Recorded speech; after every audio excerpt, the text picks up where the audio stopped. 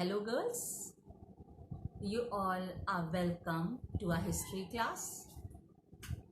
I hope children you all are fit and fine. Is it? All are safe and sound? Good. Children, I hope you are ready with the reading matter as well as a copy to write down the points as I told you in the last session while giving the introduction. Are you ready? Shall we start? All right. Today we are going to start a chapter, Writing and City Life. As it is our first session. All are ready with the reading matter? Can I start? Good. Children, as the lesson speaks, writing and city life means it is telling or it is going to explain about a place where writing and city life develop. आपका lesson का नाम है लेखन कला और शहरी जीवन। जैसा कि आपके लेसन का नाम है, स्पष्ट हो जाता है कि यह लेखन कला और शहरी जीवन किसी एक क्षेत्र विशेष के बारे में वर्णन करेगा। अर्थात किसी एक क्षेत्र के बारे में आप इस लेसन में, इस अध्याय में पढ़ेंगे। Now about which place the lesson is going to speak? Do you all know? Many of you must be knowing. It is going to speak about Mesopotamia. So first we'll see to the introduction of the lesson. Mesopotamia. This is a Greek word, Mesopotamia. Means Mesos, middle, Potamia, rivers. It means the land between the two rivers. And which two rivers were they? They were Euphrates and Tigris river. अर्थात दजला और फरात नदियों के बीच स्थित प्रदेश Mesopotamia के नाम से जाना जाता है। Now this part of it is the part of the Republic of Iraq. आज यह इराक गणराज्य का एक हिस्सा है। So children, the first city life, the word city life, the first city life started on the land of Mesopotamia, which was a prosperous place with rich literature, means the people knew to write. अर्थात सबसे पहले शहरी जीवन का आरंभ Mesopotamia के भूमि पर हुआ। वह एक समृद्ध स्थान था, साहित्य का विकास था, जिससे स्पष्ट हो जाता है कि लोगों को भाषा का ज्ञान था। Children, the previous chapter was about the evolution of man, where man learned to live a settled life. पीछे चैप्टर में आदि मानव के जीवन के बारे में वर्णन किया गया है। उस अध्याय में जहां मानव आरंभ में सीधे खड़ा नहीं होता था, उस काल से लेकर उस काल तक का वर्णन है जहां वह एक सामुदायिक जीवन व्यतीत करना सीख गया। इतना ही नहीं, उसे बोली का ज्ञान हुआ, language develop, and the people they came to know where to move, which place to move for a settled life. इतना ही नहीं, उस समय मानव ने उन स्थानों की ओर बढ़ना शुरू किया। जैसा कि आप जानती हैं कि आदि मानव आरंभ में घुमक्कड़ी जीवन व्यतीत करता था, वह खाद्य संग्रहक था। समय बीतता गया और वह खाद्य का उत्पादन करता बन गया। Means he was able to move to the place for better opportunities. As we are going to read about Mesopotamia, means the civilization. Now let's see first that in the world which 4 places were civilized. Civilized means, children, the people where they all knew to communicate, social organizations were developed. Political institutions were initially developed where people used to means the representatives were there who used to administrate and people were there to follow it. Initially, अर्थात सभ्यता का विकास पूरे विश्व में 4 मुख्य स्थानों पर हुआ जिसके बारे में अभी आप सुनेंगी। तो सभ्यता से मतलब है कि सभ्यता का विकास किसे हम कह सकते हैं, सभ्यता। सभ्यता मीन्स जहां लोगों को बोलने का ज्ञान था, भाषाओं का ज्ञान था, साथ ही साथ राजनीतिक संगठन थे आरंभिक काल में जहां शासन होता था और लोग उनके बातों को, उनके निर्देशों को मानते थे। इसके साथ ही साथ वाणिज्य और व्यापार भी विकसित था। So we'll see the 4 places which were known as civilized. Those 4 places were Egypt means Egyptian civilization near river Nile. मिस्र की सभ्यता, क्लियर। एंड देन नील नदी से मिस्र की सभ्यता। दूसरा है Mesopotamian civilisations between 2 rivers, placed between 2 rivers, which were those 2, Euphrates and Tigris. The third is Harappan civilization, which is also known as Indus Valley civilization. Harappa की सभ्यता जिसे हम सिंधु सरस्वती सभ्यता कहते हैं, सिंधु घाटी सभ्यता भी कहते हैं। और चौथा है आपका चाइनीज सिविलाइजेशन, चीन की सभ्यता। हुआंगहो नदी से इसका विकास हुआ। यांगटिज river it established near the Yangtze river. So children, you must have noticed that all the 4 civilizations established near the rivers. It proves that the land was fertile, the civilizations were prosperous, and all these civilizations were contemporary to each other. ऐसा नहीं कि एक सभ्यता का एक ही समय में किसी एक स्थान पर विकास हुआ, ऐसा नहीं हुआ। एक ही समय में, कुछ समय के अंतराल में एक साथ कई सभ्यता अलग अलग स्थानों में विकसित हुई। Now we'll see more about Mesopotamian city, about which the chapter speaks. Children, in that it is that around 6,000 to 8,000 years before agriculture developed. Why agriculture developed? Because here was the place between the 2 rivers, Mesopotamia, Euphrates and Tigris. The land was fertile, so it's very clear that farming was done. Good quantity, good quality of crops was available. क्योंकि ये Mesopotamia का क्षेत्र 2 नदियों के बीच का क्षेत्र था, तो स्पष्ट है कि वह क्षेत्र उपजाऊ होगा। ऐसी स्थिति में कृषि समृद्ध थी। न केवल कृषि बट पशुओं के लिए भी हरे चारे, हरे घास की व्यवस्था थी। And children, one more thing, that Indus Valley civilization established, you will be reading after this, or you must have read a little about this in your previous classes, that there were many cities established near Indus Valley civilization. अर्थात सिंधु घाटी सभ्यता के आसपास हड़प्पा, मोहनजोदाड़ो, कालीबंगा, लोथल, ये सारे नगर बसे हुए थे। Same is with Mesopotamian civilisation, जहां उरूक, जिसके बारे में आप आगे पढ़ेंगे, उरूक और मारी 2 स्थानों के बारे में आप पढ़ेंगे। यहाँ पर भी ये दोनों बस्तियां स्थापित हुई।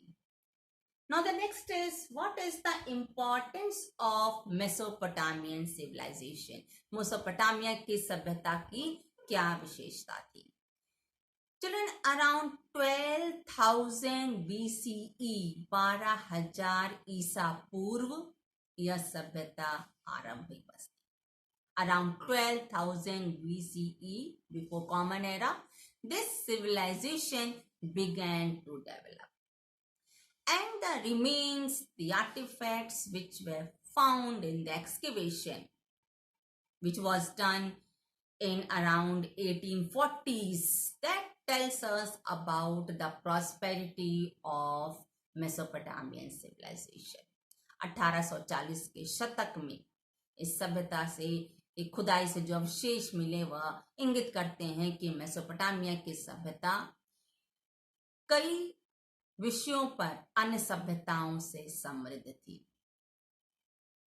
First of all city life developed, writing developed, लेखन कला और शहरी जीवन का विकास मेसोपोटामिया की सभ्यता से आरंभ होता है, जिसके बारे में आप यहाँ पर भी कुछ समझ सकेंगे। And then children, in because of this only this civilisation, क्योंकि सिटी लाइफ और आप कह सकती हैं कि लेखन कला दोनों ही का विकास इस सभ्यता में हुआ, इसीलिए इस लेसन का नाम भी राइटिंग एंड सिटी लाइफ रखा गया, लेखन कला और शहरी जीवन रखा गया। Later on children, not only this, literature also developed, and literature was in different fields related to maths. It developed. गणित के क्षेत्र में भी इस सभ्यता में काफी विकास हुआ। इतना ही नहीं, astronomy also, the solar and lunar eclipse means सूर्य ग्रहण और चंद्र ग्रहण के बारे में इस समय के लोगों को जानकारी होती थी, उसका वर्णन किया गया है। And the next is about architecture, the statue and sculptures that also was quite developed in this civilization. Not only this, the buildings which were found, it tells that they were planned, but just keep a note that the buildings which speaks that the houses were built in a planned manner, that we can not compare with Indus Valley civilization, nor the planned housing system, nor the drainage or the streets. अर्थात भवन निर्माण की जो योजनाबद्ध कला है, जो drainage system है, जल निकास की व्यवस्था है, सड़कों की व्यवस्था है, ये सही है कि मेसोपोटामिया की सभ्यता में काफी योजनाबद्ध थी। लेकिन अगर उसका हम कंपैरिजन, उसके तुलना यदि हम सिंधु घाटी सभ्यता से करते हैं, तो ये स्पष्ट आपको होना चाहिए कि सिंधु घाटी की सभ्यता अधिक योजनाबद्ध थी। The next is that the Mesopotamian civilization was the crossroad of Indus Valley and Egyptian civilization. It was like a link between these two civilization. अर्थात आप समझ सकती हैं, यदि आप मैप देखेंगे तो आपको मालूम चलेगा कि जिन स्थानों पर ये तीनों सभ्यताएं विकसित हुई, वह बीच का जो स्थान था वह मेसोपोटामिया की सभ्यता का था। अर्थात जो कम्युनिकेशन होता था, जो ट्रेड होता था, चाहे वो सिंधु घाटी सभ्यता से इजिप्शियन सिविलाइजेशन को हो, मिस्र की सभ्यता को हो, या मिस्र की सभ्यता से सिंधु घाटी सभ्यता से हो, उसे मेसोपोटामियन सिविलाइजेशन के ट्रांसपोर्टेशन सिस्टम से होकर जाना पड़ता था। And in that the taxes were imposed, and that also is the reason that source of income by tax made the Mesopotamian civilization economy more prosperous. स्पष्ट है कि जो टैक्स लिया जाता था, जो कर लिया जाता था वाणिज्य और व्यापार से, वह भी मेसोपोटामिया की सभ्यता के समृद्धि का एक कारण कहा जा सकता है। Now we'll see to the first point, introduction. I hope so you are clear. Mesopotamia and its geography. Mesopotamia और उसका भूगोल। Now will see to the geographical system of Mesopotamia. Mesopotamia की भौगोलिक स्थिति के बारे में हम पढ़ेंगे। As children you know that it is a place where between two rivers Euphrates and Tigris which at present flows in Iran. जैसे कि आपने सुना कि मेसोपोटामिया का जो क्षेत्र है वो दजला और फरात के बीच जो स्थान है, जो क्षेत्र है, वह मेसोपोटामिया है। अर्थात दोनों ही किनारों पर दो नदियां बहती हैं, बीच का स्थान मेसोपोटामिया है। अब हम इसके अलग अलग दिशाओं के बारे में पढ़ेंगे। First it is about the northern portion. पहले हम उत्तर क्षेत्र के बारे में पढ़ेंगे। It is children, it is the upland portion which is known as steppe, and it is a grass land area, means no forest but it is a grass land area. घास का क्षेत्र है, जंगल का क्षेत्र नहीं है। अर्थात उत्तर में ऊंची भूमि जो स्टेपी प्रदेश, स्टेपी के नाम से जानी जाती है, वह उपजाऊ भूमि हम अधिक नहीं कह सकते क्योंकि वहाँ खेती नहीं होती, वहाँ पर घास है, हरी घास है। अब हरी घास है, जंगल नहीं है, तो आखिर उसका क्या एडवांटेज है? What is the advantage of, क्या लाभ है? Children, here where it is a grass land area, it is good for animal grazing, अर्थात पशुओं के चारे की उत्तम व्यवस्था वाला प्लेस है ये। And because of this importance is given to animal herding, means वहां पशु पालन किया जाता है, एनिमल ब्रीडिंग होती है, such as goat and sheep, they feed on shrubs. No farming is possible, यहाँ पर खेती नहीं होती, लेकिन व्यवसाय के रूप में पशुपालन का महत्व है। बिकॉज पशुपालन होता है, एनिमल ब्रीडिंग होती है, तो उससे भी, एनिमल से भी कई लाभ मिलते हैं, चाहे वह घरेलू हो, चाहे वह बेचने के पर्पज से हो, जैसे कि एनिमल प्रोडक्ट्स जितने भी हैं, because they keep milching animals, दुग्ध देने वाले एनिमल्स रखते हैं, जैसे गोट और शीप। इसके कई फायदे हैं। Goat can be used for meat, goat gives milk, and if we speak about sheep, that also gives milk and it gives wool. Okay, so dairy product is also done as an occupation in this area. Then comes north east portion. अब हम उत्तर पूर्व क्षेत्र के बारे में बात करेंगे। It is mountain areas, पहाड़ी क्षेत्र है, forest area है, where enough rainfall is there, which helps in farming. Why? Because of forest area, क्योंकि जंगल का क्षेत्र है, इसीलिए पर्याप्त वर्षा होती है। That is why agriculture started here around 7000 to 6000 BC, क्योंकि पर्याप्त वर्षा होती है, इसलिए 7000 से 6000 ईसा पूर्व के बीच यहाँ पर खेती आरंभ कर दी गई। Means because of fertility of land, agriculture was done, farming was done, and when farming is done, of course it will be one of the reason for the prosperity, क्योंकि जमीन उपजाऊ है, खेती होगी अर्थात सभी साधन जब उपलब्ध हैं तो वह समृद्ध होने का एक कारण जरूर बन जाएगा। नेक्स्ट इज ईस्टर्न पोर्शन, अर्थात पूर्वी क्षेत्र। Children, Tigris flow, means one of the river Tigris flow in eastern portion, where the tributaries of Tigris provide route of communication and transportation to the mountains of Iran. अर्थात जो दजला नदी है, जब वह बहती है तो उसकी अन्य सहायक नदियां यातायात और संचार के साधन में सहायक होती हैं। कहाँ पर? ईरान के पहाड़ी क्षेत्र। Because usually earlier children, what happens, water bodies were mainly used for transportation. पहले ऐसा नहीं कि थल यात्रा नहीं होती थी, बल्कि होती थी, लेकिन जल यात्रा द्वारा, क्योंकि वह सस्ती होती थी, वाणिज्य और व्यापार में काफी सहायता मिलती थी। देन कम्स सदर्न पोर्शन, दक्षिणी area. If you see to the map, you will find that southern area has Arabian Peninsula, means it is Arabian area which is surrounded by 3 water bodies. Now we'll see the southern portion of Mesopotamia, which is a desert area. Here Registani area है, but still here only first city life and writing started.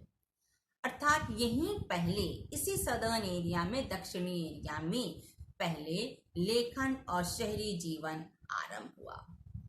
And it is said that desert support the cities because of the 2 rivers which flow. अर्थात यह जो रेगिस्तान का area है, यह दो नदियां की जो बहाव होती है उससे भी यह काफी सहायक होता है। डेजर्ट एरिया होने के बाद भी यह सहायक है। कैसे है? Because when the rivers flow, what happened when they reach the desert area, the flow become slow. जब नदियां बहती हैं और जब ये बालू वाले क्षेत्र पर, रेगिस्तानी क्षेत्र पर जब ये इनका फ्लो पहुंचता, जब इनका बहाव होता है, तो वह बहाव वहां धीमा हो जाता है, which makes the area fertile. इससे क्या होता है? वहां की भूमि भी उपजाऊ बन जाती है। So the desert area people, what they do, they used to make channels to store water flowing from that area, which helps in farming। अर्थात उस स्थान पर रहने वाले लोग करते क्या हैं? जो नदियां बहती हैं, जो उनकी अलग अलग चैनल्स बढ़ जाती हैं, उस मरुस्थल में पहुंचकर उससे वो क्या करते हैं? उस पानी को स्टोर करते हैं विभिन्न साधनों के द्वारा, और फिर वह पानी कृषि के कार्य आता है। ठीक, clear? I hope you are getting the point. And then when agriculture prosper, of course it will give ways to the people to survive. Thus children, in spite of desert area, the southern part also developed, means farming developed. So not only farming developed in Mesopotamia, but animals husbandry also made the life prosperous। ऐसा नहीं कि केवल खेती होती है, लेकिन खेती के साथ साथ पशुपालन भी मेसोपोटामिया की सभ्यता का एक मुख्य व्यवसाय है, जैसा कि आपने अभी इन क्वेश्चंस को मैंने समझाने में बताया। ठीक है। Even fish is available in the river, जैसा कि आपने दो नदियों के बारे में सुना है, उसमें मछलियां मिलती हैं, तो मत्स्य पालन का उद्योग भी विकसित हुआ। ठीक है। And fruits and dates were also grown in desert area. जो डेजर्ट एरिया है वहां पर फ्रूट्स और डेट्स खजूर के जो पेड़ होते हैं वो अच्छी मात्रा में पाए जाते हैं, जिससे लोगों को ये दो फल भी प्राप्त हो जाते हैं। Followed? So I hope children you are clear with today's lecture. Please listen to the lecture carefully. Go through the points given in your book. There are few points which are not in your book. So listen to the lecture and write it in the copy which I told you in the introduction. Are you clear? I hope you will follow my instructions to understand the lesson easily. Thank you, girls. God bless you. Have a nice day.